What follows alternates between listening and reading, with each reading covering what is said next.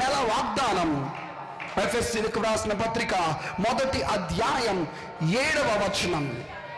ఆయన రక్తము వలన మనకు విమోచనము, అనగా మన అపరాధములకు క్షమాపణ మనకు కలిగినది.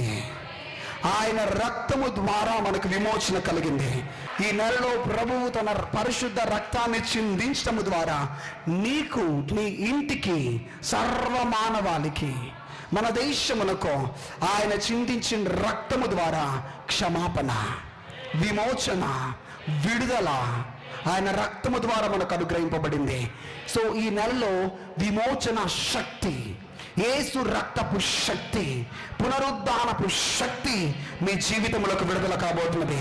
మీ జీవితంలో సంవత్సరాలు తరబడి ఉన్న బలమైన సంఖ్యలు సైతం, బలమైన బంధకాలు సైతం తెగి ఊడి పడబోతున్న యేసు నామములో విమోచన నీ జీవితానికి, విమోచన నీ కుటుంబానికి యేసు నామములో. యేసు తన రక్తము ద్వారా, తన ప్రాణమును శిలువలో పెట్టడము ద్వారా మనల్ని విమోచించాడు. పాపము నుంచి విమోచించాడు, శాపము నుండి విమోచించాడు, బంధకము నుంచి విమోచించాడు, అపవాది చేతుల నుంచి విమోచించాడు. ఇది విమోచన నెలగా ఉండబోతున్నది. మీ జీవితంలో విమోచన చూడబోతున్నారు, బంధకముల నుంచి విడుదల పొందబోతున్నారు.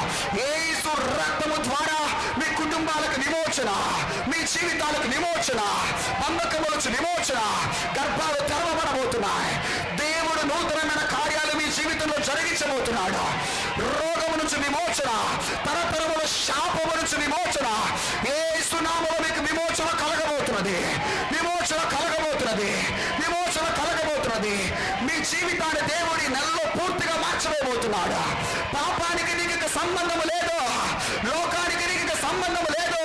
పాపము క్రియల నుంచి విమోచన, లోకము క్రియల నుంచి విమోచన, అపవాది క్రియల నుంచి విమోచన, నూతన జీవితం యేసు రక్తముతో కలగబోతము ద్వారా నువ్వు ఆరంభించబోతున్నావు. కొత్త వ్యక్తిగా మార్చబడబోతున్నావు, కొత్త వ్యక్తిగా మార్చబడబోతున్నావు. థ్యాంక్ యూ జీసస్ అని చెప్తారా? కృతజ్ఞతలు యేసయ్యా, నన్ను నా జీవితాన్ని విమోచించినందుకు వందనములు, విమోచించినందుకు వందనములు. కృతజ్ఞతలు యేసయ్యా, మీకే మహిమ ఘనత ప్రభావములు చెల్లిస్తున్నాం తండ్రి.